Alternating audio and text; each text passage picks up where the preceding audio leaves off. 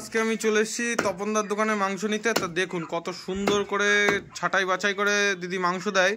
আর দোকানটা আছে একদম জয়পুর কালীবাড়ির মোড়ে। দোকানটা একদম হাইটেক কোম্পানির স্পেশাল যে মুরগি আছে, আমি অনেকবার নিয়েছি দিদির দোকান থেকে। আগে খেতাম শগুনা খাওয়া ছেড়ে দিয়ে এখন হাইটেক কোম্পানির মাংস আমরা খাচ্ছি। আর এটা খেতে হলে চলে আসতে হবে বনগাঁ যে ফুলতলা কলোনি, মানে জয়পুর উজ্জ্বল সংঘ ময়দান আছে, ময়দানের একদম সামনে দোকানটা।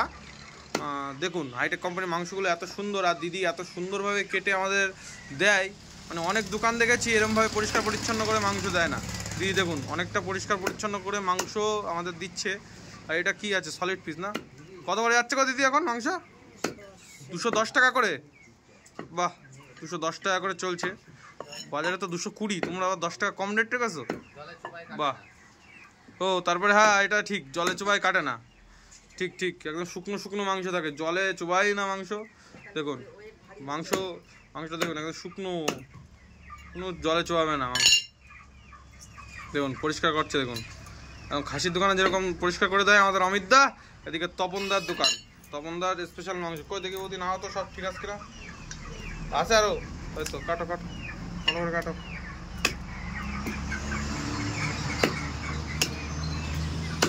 বাহ,